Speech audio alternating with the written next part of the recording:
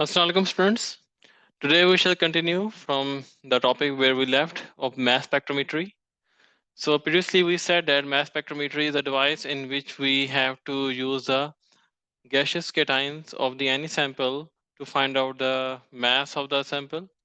So here we have the formation of the gaseous cations by striking or by the um, use of the fast moving electrons to remove the electrons from the sample of the organic compound or any other element. So within the mass spectrometry device, we make use of the magnetic field in which the different components, or you can say the different parts of the sample, are deflected in their respective routes on the basis of their mass to charge ratio. And here we discuss the mass to charge ratio over here, where we said that mass to charge ratio is basically uh, calculated in this way, और हमारे पास ज़्यादातर cases में जो होगा वो charge +1 ही होगा. After that we have to consider the mass spectrometry, or you can say the relative atomic mass of an element using the mass spectrometer. तो ये चीज़ आपने पहले भी मोल्स के चैप्टर में कवर की है, जिसमें हमारे पास एक ग्राफ था, उसमें y एक्सिस के ऊपर परसेंटेज अबंडेंस और x एक्सिस के ऊपर we have the mass of the isotopes. तो बेसिकली किसी एलिमेंट का अगर हमने AR वैल्यू फाइंड करना हो तो उसके काम के लिए we have to consider the isotopes of that element. So isotopes हमारे पास यहाँ पे गिवन है on the vertical lines. On the x axis हमारे पास उनके masses हैं, and these are the percentage values. So you just need to use a formula that multiply the percentage value with its mass. Here the mass is given in AMU. So all of their masses and percentages are calculated by multiplying with each other, और उसके बाद you have to divide the whole value with 100. In this way you will get the relative atomic mass of an element. Over here it is 83.9. So in this way you can find the relative atomic mass of any element, and this is the value which is provided in the periodic table of the elements. They do not include the isotopic masses. They just find out the relative atomic mass using the formula and then use this value in the periodic table. Now, what's the other purpose of using the mass spectrometry? Basically, we are supposed to find out the identity or the characterization of the organic compounds. When you are working in the laboratory, you do not know which organic compound are you handling with, or you do not know which product is formed as a result of a reaction between any specific number of reactants. So for this purpose, we make use of this device, which helps us to identify which compounds are there. Just like in IR spectroscopy, we determine the functional groups present in different organic compounds. Here in this mass spectrometry, we'll find that what are the masses of the different parts which are formed in during the chemical reaction, or the product which is formed has which parts present in them. So for this purpose you will again use very high energy electrons, which will remove the electrons from the sample and they will convert into the positively charged ions. But the ion which is made by the molecule itself, like the original reactant which is present, or the original sample which is present, will be called as molecular ion. That's the name of the substance, molecular ion. Now this molecular ion is symbolized by M+. M+ is representing the molecular ion, which is the original sample or original compound which is present in our sample. After that, we can consider, for example, a methane molecule. Now this methane molecule is subjected to the fast moving electron, and as a result of this strike,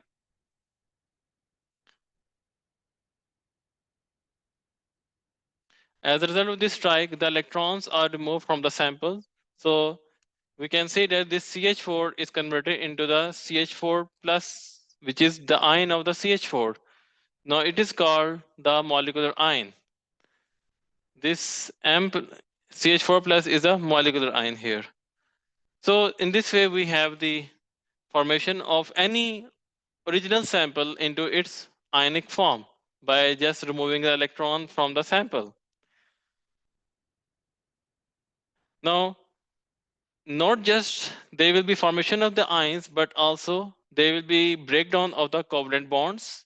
You should know that the bond between the two atoms are basically connected through a single covalent bond. If I have two elements A and B element, and they are connected through a single covalent bond. Now this single covalent bond must have two electrons. We know A will be sharing its own electron, let's suppose in the dot form, and the B is giving its own electron in the cross form. Now whenever we will have fast moving electron, it will break this bond into two parts, and as a result of this, you should know that the electrons are now going to be distributed between the two electrons, but mind it here, it is not going to give the homolytic fission or the heterolytic fission. Here it will have its own different behavior. और यहाँ पे वो behavior क्या होगा? The electron of one atom will definitely be going towards its respective atom, and the other electron will not go towards B. Instead, it will move out of the sample. वो sample में से ही remove हो जाएगा या उस organic compound में से ही remove हो जाएगा. So as a result of this, you will have now formation of two species. Over here, A will be converted into the A radical, क्योंकि A को अपना electron वापस मिल गया. A radical will be formed here, or B will be converted into its B positive ion, क्योंकि उसको तो electron वापस मिला ही नहीं, बल्कि वो electron उसमें से remove हो गया. So this is a thing which is now detected in the mass spectrometry. The formation of the positively charged ions are the ones which are detected in the mass spectrometry. You will not get identification of the radicals and negatively charged ions. So neither the negative ions nor the free radicals,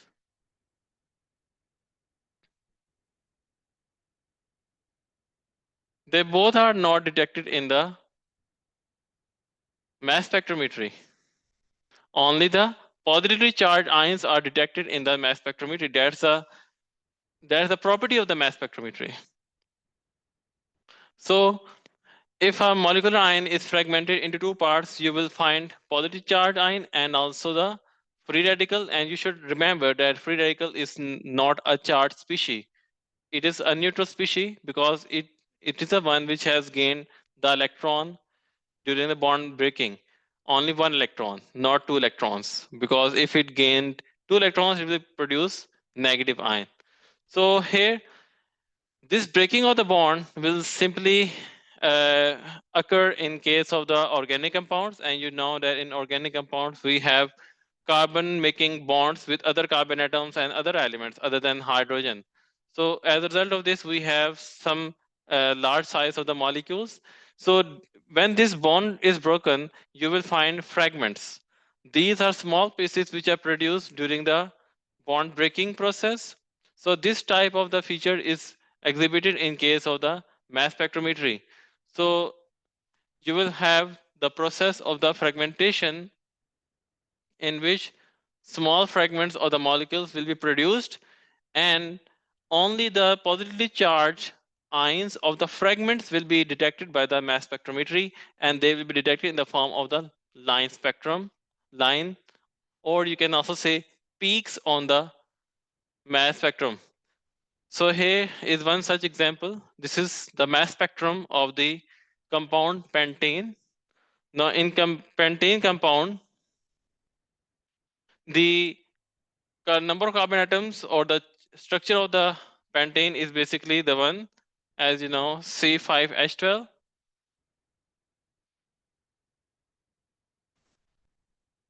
C5H12 is a pentane molecule, and it is like this one. We have carbon bonded with these are 5 carbon atoms, and you can have straight chain, you can have branched. So you can also have its isomer. So basically, you can have fragments of this compound at different points. यहाँ पे जैसे कि you are finding on this mass spectrum that the x-axis representing the mass to charge ratio represented by m/e, and the y-axis representing the relative abundance. Now, relative abundance is in similar way like the relative abundance of the isotopes of any element. Some isotopes are more present in the nature, some isotopes are very less present in the nature. So that presence is also showing the stability. So some ions are present in more stability and some are in less stability.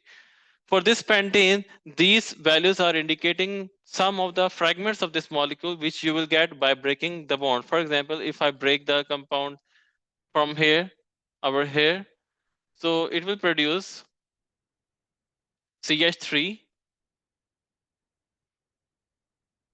This side will produce CH3 and this side will produce 4 carbon atoms, and then you will have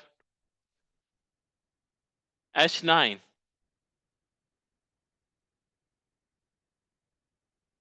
Now this is just one example कि हमने क्या किया है, हमने इसको यहाँ से bond को ब्रेक किया from these two carbon atoms, और उसके जरिए में you are getting CH3 on left side and you are getting C4H9 on the right side. तो ये एक होगी fragmentation. तो ये वैल्यूज उनको डिनोट करती है. और जो मॉलिक्यूल खुद से है methane molecule, this pentane molecule, इस पेंटेन मॉलिक्यूल का भी जो अपना आयन प्रोड्यूस होगा जिसमें हम ये कहेंगे the electron is remove from the pentane, it will produce this molecular ion M plus. So this molecular ion is represented here as 72 because 72 is the mass of this pentane. If you calculate from your calculator, you'll find that the mass of this pentane is 72. So this is representing the molecular ion peak, but the other values are not indicating molecular ion peak. Instead, they are the fragments of the molecule or the compound itself, which is done through the fragmentation. So, but you will have formation of the molecular ion. Now, this molecular ion is not stable because you see a charge plus charge is produced, which means it has to be broken down somehow, and it will broken down into different fragments. Now, there's another spectrum of the same compound of pentane here. So this is taken from another resource book. You will find here that how this pentane molecules is broken down into its multiple fragments. For example, here we have the breaking of the compound from this point. Let's suppose when it is broken from this point, you are getting the CH3 this point, and the other 4 carbon atoms are on the right side, which means we have this fragment over here. Now this fragment is the one which is obtained by breaking this bond between these two carbon atoms. So one fragment and another fragment. Its value is represented by 15. Now this value is given over here in this table, in this spectrum. Not yet. It will be produced here because the CH3 part is basically a stable part. So its value is basically 15. Now if you break the molecule from, let's suppose, this point, then you will have 2 carbon atoms on one side and 3 carbon atoms on the right side. So here you have a fragment of 2 carbon atoms, and then here you have a fragment of 3 carbon atoms. So that's how you have now different fragments, and they are represented by their peaks, and they have their own values. For this one with the 3 carbon atoms, the fragments value is 29, and for the one which has for 2 we have 29, and for 3 carbon atoms fragment we have the value of 43. So that's how we have different fragments produced over here. So these are called the fragments of the compound. So molecular ion peak is now explained that how is it produced. It is produced when a one electron is removed from the original organic compound or the sample. But in some cases, you can also have a removal of more than one electrons in which the mass to charge ratio will change. Instead of having one electron, it will remove two electrons.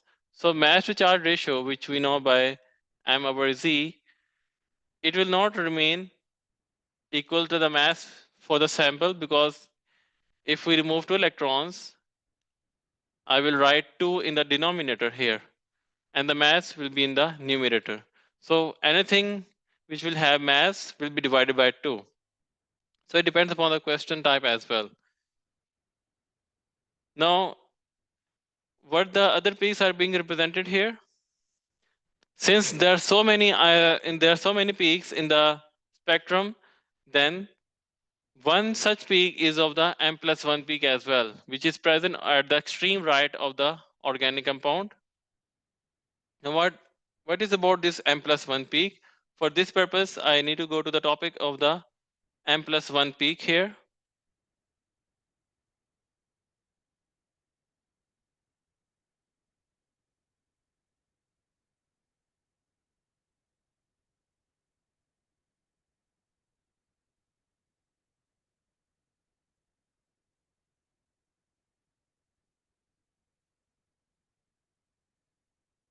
Now, M+1 peak, जिसको हम लिखते हैं ऐसे M+1 square bracket, and there should be a charge on top of it. Now, this is the peak which is produced by the presence of the carbon-13 isotope in the sample. हमें पता है कि हमारे पास जितने भी organic compound हैं, हमने उन्हीं को स्टडी करना है इस मास स्पेक्ट्रम में. तो कार्बन के भी 3 आइसोटोप्स होते हैं. We know carbon 12 is there.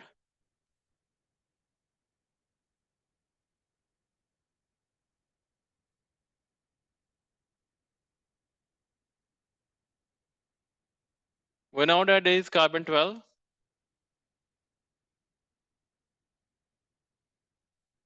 And then we have carbon 13.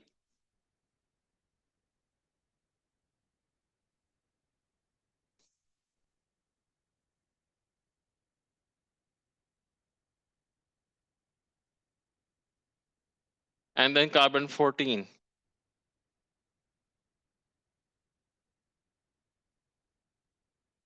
So basically carbon 14 is a radioisotope which is not of any use to us, whereas carbon 13 is present by 1.1% in nature, or we can also consider it as 1%.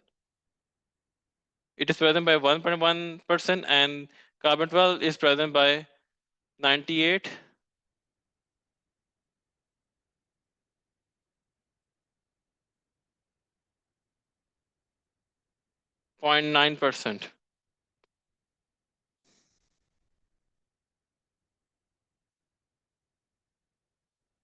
So this isotope is of major use to us because we have most of the carbon of this isotope in our sample.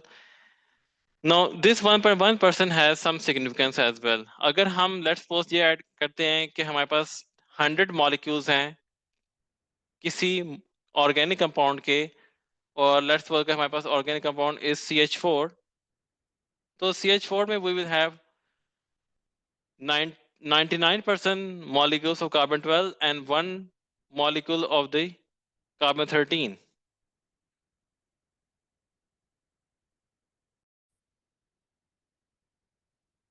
तो 100 molecules CH4 के जब हमारे पास होंगे तो उनमें से एक molecule के अंदर जो होगा आइसोटोप कार्बन 13 होगा, और बाकी जो 99 मॉलिक्यूल्स होंगे उनमें जो आइसोटोप होगा वो कार्बन 12 होगा. सो अब कार्बन 13 का जो आइसोटोप प्रेजेंट है CH4 में, तो डेफिनेटली उसमें 13 का mass is 1 unit higher than 12 के मास से. सो वी शुड नाउ कि जब कार्बन 13 होगा तो उसका एक मास या एक यूनिट ज्यादा होगा. तो इस वजह से ग्राफ में अगर आप देखें, you will always find one peak on the right of the molecular ion peak. तो अगर ये लेट्स सपोज कंपाउंड है, any specific compound, we don't, yeah, it is a CH4 molecule. So CH4 molecule का वैसे तो mass is 16, लेकिन जब उसमें carbon 13 होगा, और whenever you try to represent the isotope, then always put 13 on top, either right or the left of the carbon. Do not write the isotope in the subscript because that represents the number of atoms. So put 13 above as a superscript. So if we have carbon 13 here, then the value will become 17 instead of 16. So that's why we have a peak here. This peak is represented as M+1 peak. And there should be a charge on that peak as well, which means you will always represent M+1 peak with a bracket inside and then plus charge on it. It is called as M+1 peak. So this M+1 peak is seen in most of the examples on the mass spectrum. So we have just discussed how we find different peaks on the spectrum because of the fragmentation. Now we'll discuss more examples here. So let's suppose we have an ethane molecule. Now this ethane molecule can be split from this side. We can break this compound of this ethane from here. Now this will produce two fragments. This one fragment, CH3 positive, and the other will be radical. And in the other case, you can also say that this will become positive and this will become radical. So, but both of them have the same chemical formula. Now the mass of this CH3 is, we know, is 15. So this is the spectrum. This spectrum belongs to butane, but here we are just discussing how this ethane can be split. In another case, we have this compound propane. Now this propane can be split. So if we split from here, it will produce methyl free, it will produce methyl cation. We say the word methyl cation, and when we split, when we get the other part, it will called as ethyl cation. So methyl and ethyl cations are produced as a result of this. Now you have to find their masses. For methyl cation, the mass of M by Z is 15. Here we're considering that Z value is 1. Z value is considered to be 1 here because you, in every case, you are mentioning only +1 charge here.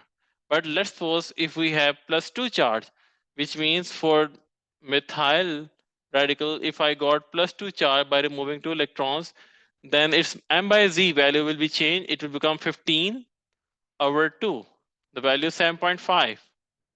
So this is only a rare case. In most of the cases, we do not include the +2 charge. We just consider that only one electron has been removed. So that's why this +2 is represented in the denominator of M by Z ratio. Now another example is that of the butane. Now let's see what do we have here about butane. The butane is basically a mass of 58. Butane mass is 58 here. Now, if we break the butane molecule into its fragments, for example, here, we will get these fragments. We get methyl free radical and this propyl free radical over here. If I break from here, I will get two ethyl radicals on either sides, these ones. And the actual molecule is a molecular ion with its mass 58.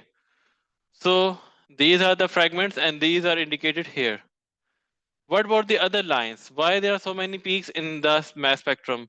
The other peaks are not of much importance to us because these peaks are produced if let's suppose that when we have hydrogen atoms as well on this butane, then we can also break these hydrogen atoms. So this will produce another type of the peak, but be mindful that those peaks are not of particular value for us because we have to consider some important peaks which could be produced. And here I have just mentioned that all the peaks which are produced by breaking the carbon-carbon bonds and not the carbon-hydrogen bonds. So these peaks are all produced when carbon-carbon bonds were broken. So that's why we have so many peaks within the mass spectrum. What about the base peak? The base peak is the one which has the highest stability in the spectrum. This one, this one is the highest stability, or you can say having the highest intensity or abundance. You can say the word abundance, you can say the intensity. Uh, so tallest peak, or you can say also the tallest peak. So the tallest peak is the base peak, which is present by the highest abundance or with a relative abundance of much value, or almost you can say 100%, or it could not be 100%, but it would be of tallest value, highest value. Now there is a table which indicates some of the fragments of important values. So in most of the cases, if we have an alkane, or you can even have alcohol, aldehyde, ketones, you will find CH3 form during the fragmentation. This OH will have M by Z value of 17. The carbonyl group has 28. And this aldehyde part, we have this aldehyde part here because you can represent this like COH. So its value is 29. In fact, this ethyl cation, the ethyl cation has 29. This CH2OH cation has this value. Now here, this is the part coming from the aldehyde, or it could be from ketone when CH3 bonded with a carbonyl group. So this that value for 43, and carboxylic positive ion. This is called carboxylic positive ion cation. Carboxylic cation, it has 45 value, and 57 is belonging to the C4H9. So some important M by Z values with these fragments are indicated here. Now let's attempt another work example. We have been given this molecular formula C3H6O. Now we have to consider which of these two graphs are representing any particular molecule having this C3H6O. And we have given values over here, and let's see which compound it could be. Now here,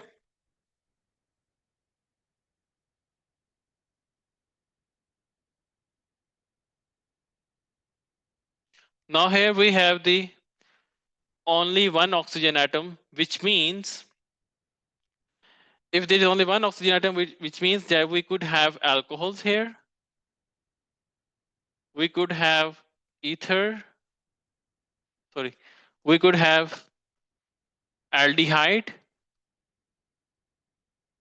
we could have ketone.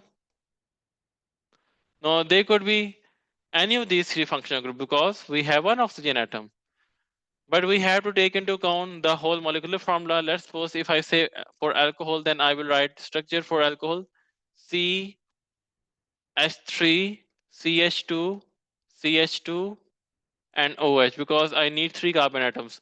Now if I check the number of hydrogen atoms, but then they are not matching. For example, here I have 3, 5, 7, 8. I have 8 hydrogen atoms here, but here it indicates 6 hydrogen atoms. So it could not be alcohol. Now we can check aldehyde. So for aldehyde, it is CH3, CH2, C, double bonded O, and H. Now, if I check the number of hydrogen atoms, then they are matching. We have 6 hydrogen atoms here and 6 over there, 3 carbon and 1 oxygen, which means it would also produce a ketone because ketone and aldehyde, they are isomers of each other. They are isomers, which we have learned in the organic chemistry. So these two graphs or mass spectra over here, they could be representing either alcohol or the ketone. So I'm going to raise here some information and then draw the structure of aldehyde and ketone in a detailed form so that we can have fragmentation. So for alcohol, I'm going to show the displayed formula. You will always require the displayed formula to identify the mass spectrum properly. So, okay, now I'm going to fragment this molecule. If I fragment, okay, this is, let's suppose this is the alcohol, sorry, this is the aldehyde, and I'm going to draw the structure of ketone over here just to compare them. Okay, now I'm going to fragment the aldehyde and ketone If I fragment from here, I will get CH3, CH3 cation. If I fragment here, I will get CH3 cation. In both sides, I'm getting CH3 cations. So here, there's a value peak on the 15 value, which means it could be CH3, but the same CH3 is also present here. So it is of no importance for me to distinguish them on this basis because CH3 ion cation is present in both of the peaks, in both of the examples, which means that I need to have fragment from any other part. But first, let me check for the other part. जब मैंने इसको break किया था, इसको cleave किया था, I can also use the word cleave here. Sometimes I will use the word cleave. So if I cleave from here, I will get methyl cation over here, and this part is also a fragment. Now this is CH2 and COH. Over here it is CO and CH3. Now if we check their values,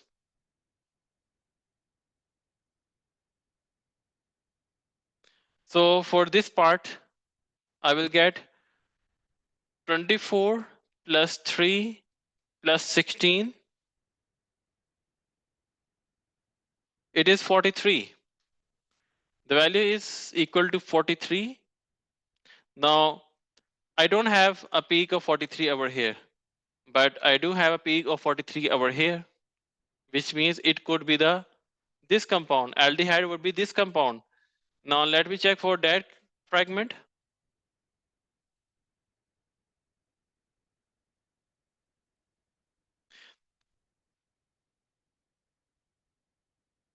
It is also giving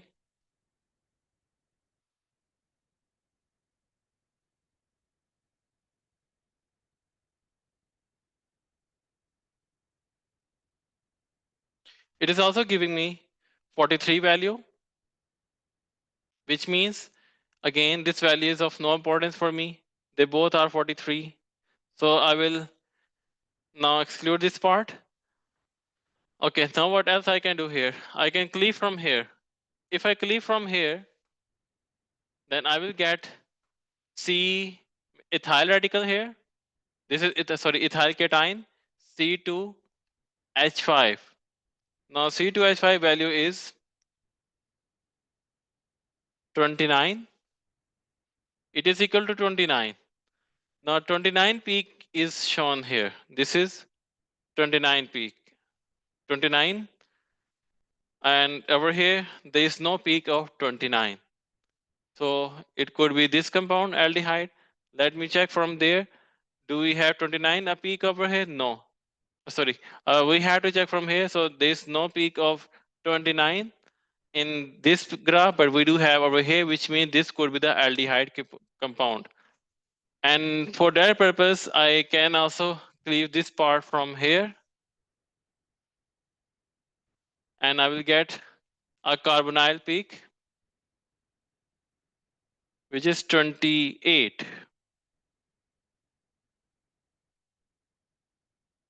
I need to check from here. Yeah, I need to check from here. So 43 was the peak over here. That could be of the ketone which I produced previously, but there was no 43 peak over here, which means that could be a aldehyde. So aldehyde is giving a 29 peak over here, and then this one is giving a peak of 43 over here. So this means that this compound is belonging to ketone, and this one belonging to aldehyde. So on this basis, I have checked that which of these two is the aldehyde and which one is the ketone. Now for the C and D, we have the value of C3H8O. Now here again we are given one oxygen atom. Now if you remember, I put alcohol part, then I said that there were 8 hydrogen atoms instead of 6. So over there I had the alcohol, but it could be one of the alcohol. It could be propan 1-ol, or it could be propane 2-ol, represented by this. This is propane 1-ol, and this is propane 2-ol. Now again, we need to cleave these two compounds of the alcohols to find out the actual mass spectra of these two, which are matching with the alcohol given compound. So we'll continue our lecture from here onwards in our next class. Till then, take care and Allah Hafiz, students.